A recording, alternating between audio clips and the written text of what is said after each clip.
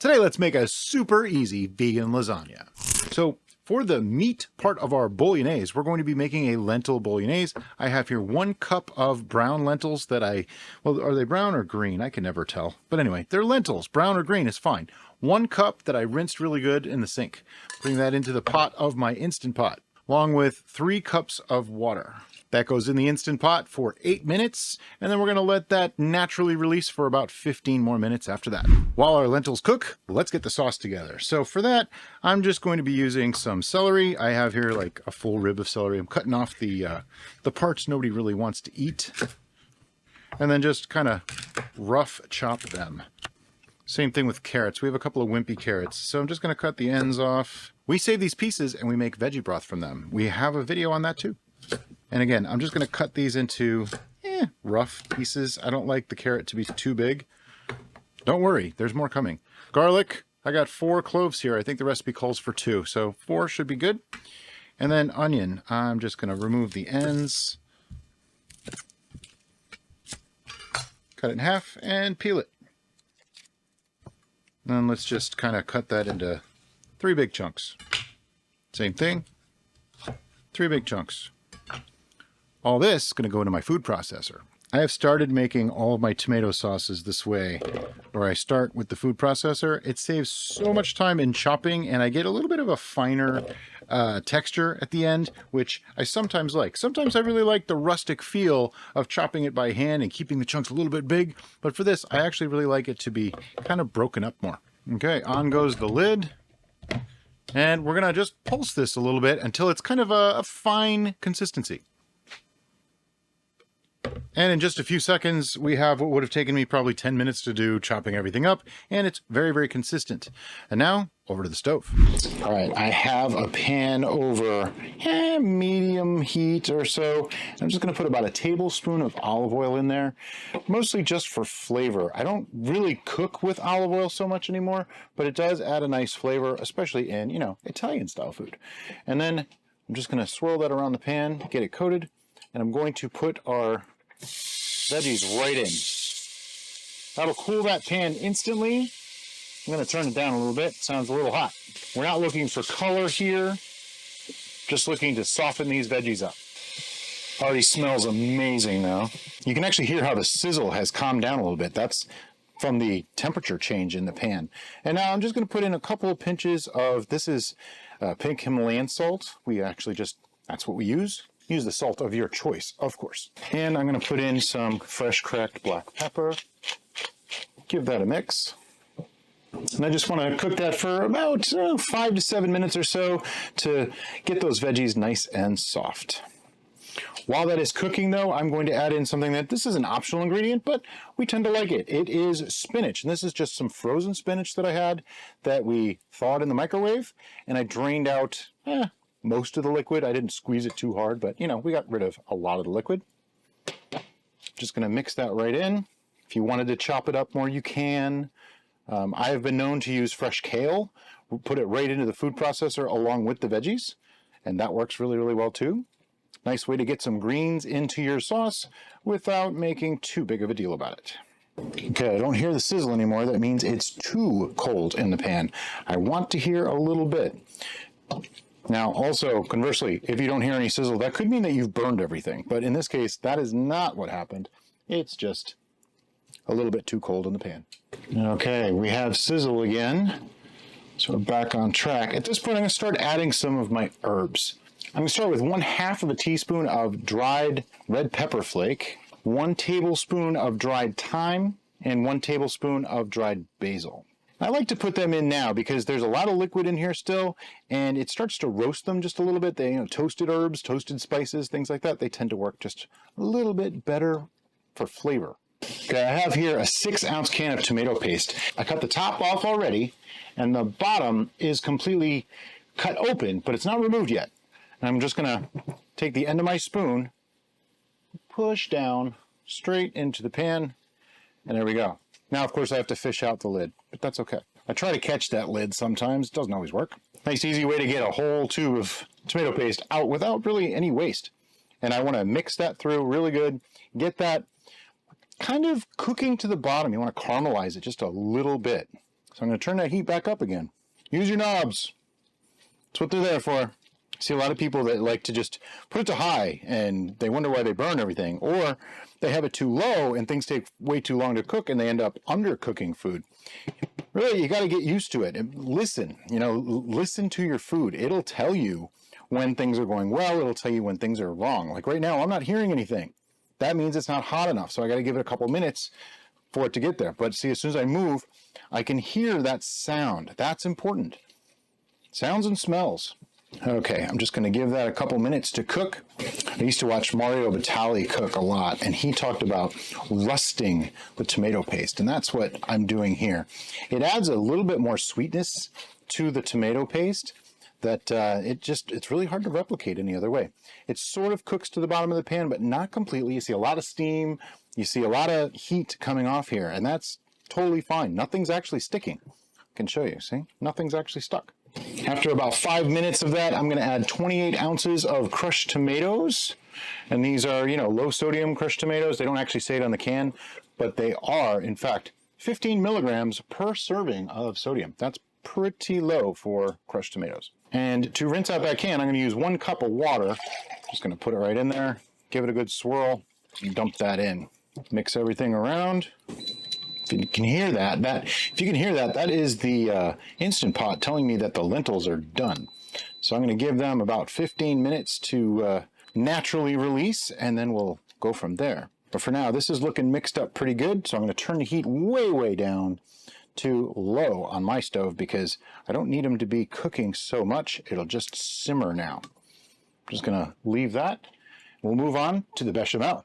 Okay, for the bechamel, just like any other bechamel type sauce, we'll be making a roux, and I'm going to be using plant-based butter, which I'm going to use about 2 tablespoons of plant-based butter.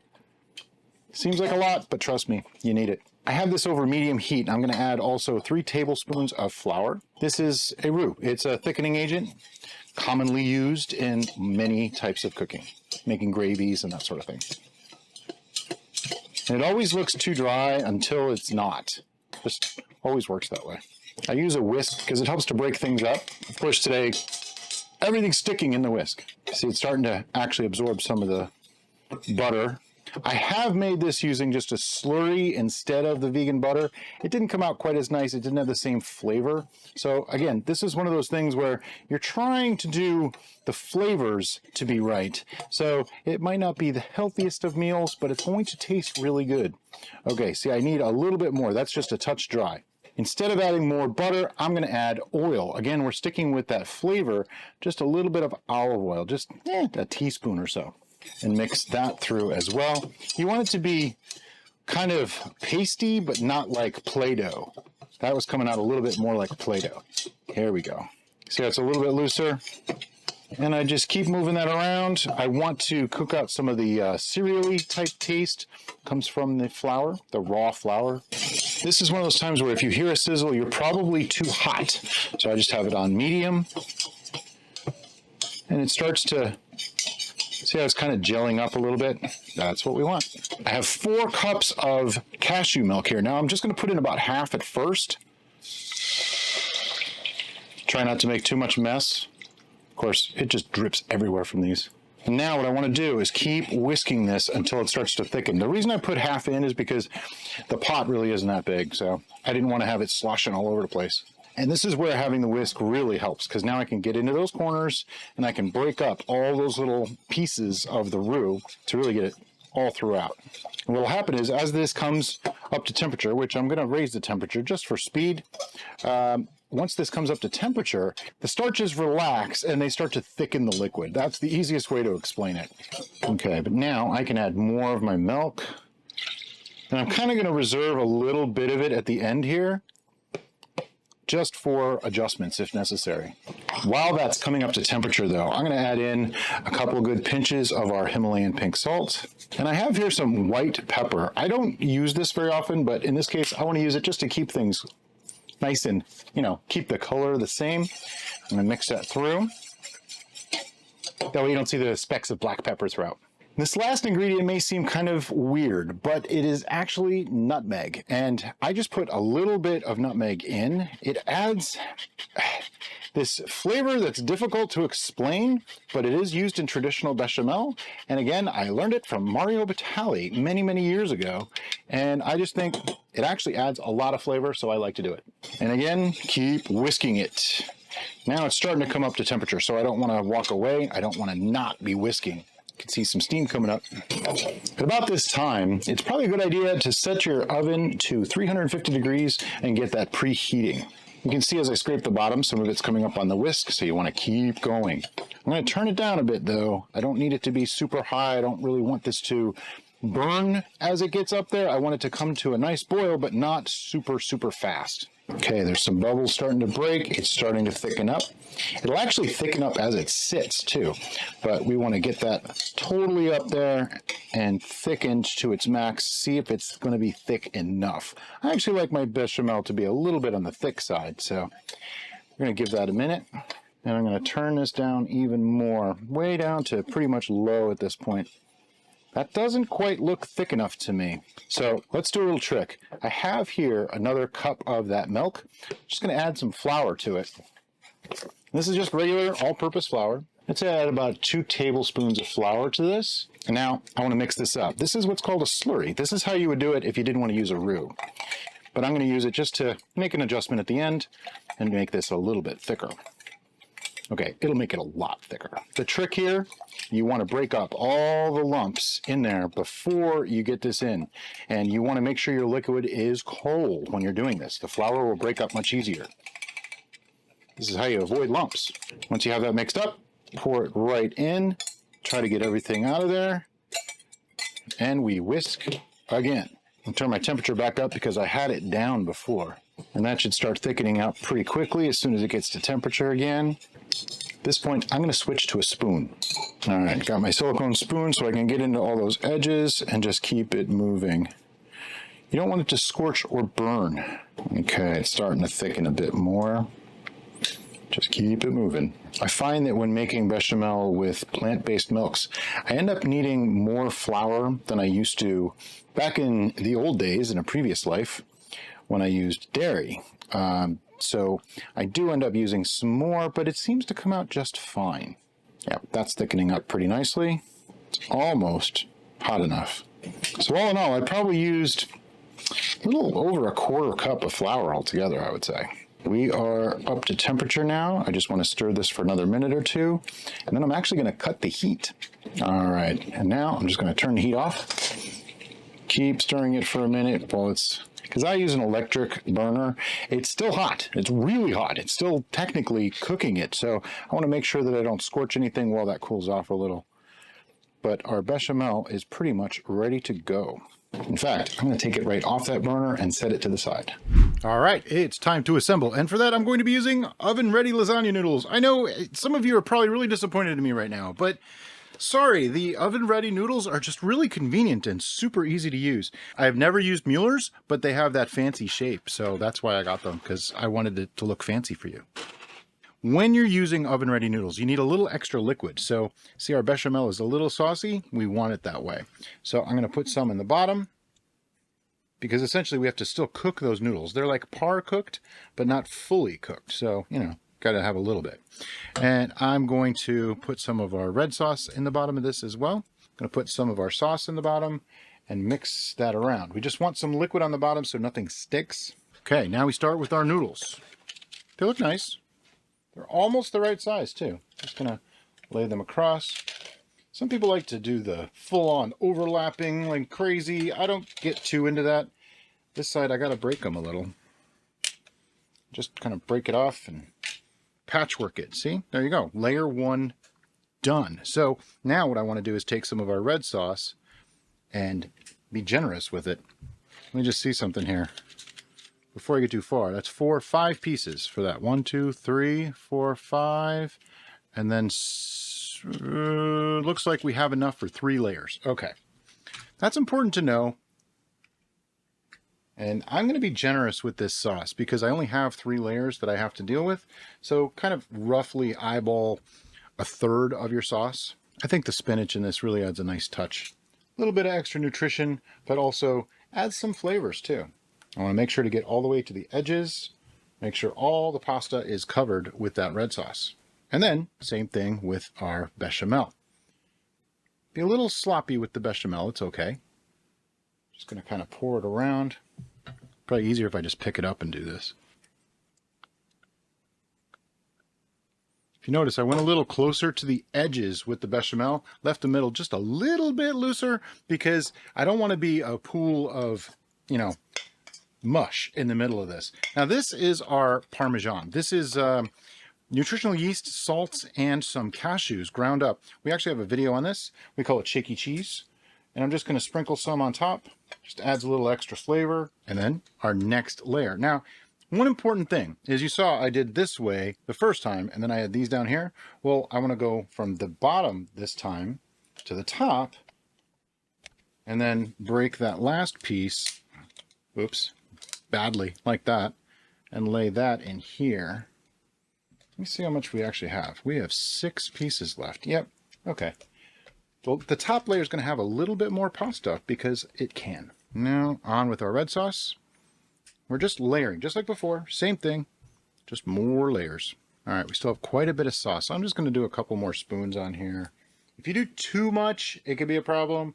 But, I like to have a nice thick bite of lasagna when I get in there. And again, white sauce on top. This is our bechamel. I keep calling it white sauce, but it's a bechamel. Being real careful with the corners. You want to make sure you get into the corners. Otherwise, your pasta can get dried out and it gets crunchy. And I don't really like crunchy lasagna. That's just not a thing. All right, and now another layer of our shaky cheese. And then we're going to do our final layer of pasta. And I'm just going to layer them across again, just like before. This time I have 2 pieces for the end, because see how much more space we have? The pans tend to flare outward. Oh, that didn't break the way I wanted it to. It almost fits, though. Do that. Yeah. Just drop that piece. Doesn't really matter. Push it down in the corner. Right there. All right, I'm just going to break off the end. Stick it in there like that. I didn't break enough the first time. There we go. And all these little pieces, I'll just stick them in there. It's all good. It's a very Bob Ross kind of moment. You just kind of, we'll put a happy little piece of pasta in the corner. And now I think I could probably use all of this. Yeah. Get it all on there. I don't know. That might be too much. Let's find out. Spread it around. Yeah, we can use it. We need more. So this is a 9 by 13 inch baking dish. It is the recommended size for this amount of pasta. We can use, just almost all of it. All but like a scoop. Now this layer, you really want to make sure your pasta is covered so nothing's sticking out. See, I had that piece sticking out there. That's not good. This extra sauce though, this is just good stuff. Dig a spoon in there and you're good to go. Or if you have enough left over, you can just make some extra pasta and, eat it with pasta. I'm going to pour some of our bechamel over. Again, this is the top layer. We want to make sure everything gets covered. So I think I'm actually going to use all the bechamel. Yep. It's all going on. It looks really messy, and, well, it kind of is. And make sure you get it all. No wasting food here. What I don't want to do, though, is, streak it too much. I don't want to, see the red sauce coming through the top, really, as much. But I might have overflowed right there. And now, on top of this, I'm going to put some of our Parmesan. Might be a little much in that little spot right there. That's the extra flavorful corner. And then at this point, you can stop, or you can add some of this. I have mozzarella style shreds. I don't like to use a lot of these kind of things, but they are effective. They do add a nice flavor and a good creaminess, and they melt pretty nice in this. So I like to use it. It melts into that bechamel and gives the impression of the whole thing being a little more cheesy than it actually is. Now, this is going to go into the oven, 350 degrees, for about an hour, and we'll see you then. Okay, the moment's come. It's time to cut. I'm just going to cut a medium-sized piece. The true test of a lasagna is to see, will it hold together when cut and put on a plate? So far, looks pretty good. I can never get the first piece to come out really nice, though, so just bear with me here. Hopefully this works.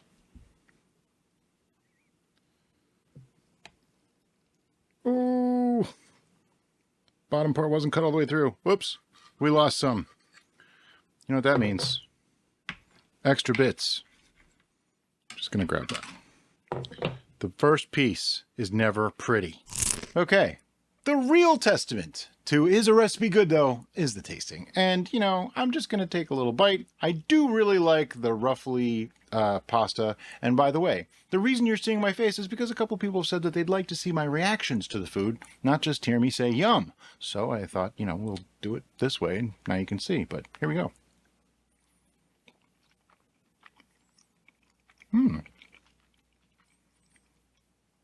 Came out just right. This is actually very good. I have made lasagnas for years and years and years, and perfecting a vegan one is actually more difficult than you think because you need that cheesiness and the creaminess from the bechamel to work. This is exactly just right, I think. It's like perfect. A little bit of the green in there actually works nicely too.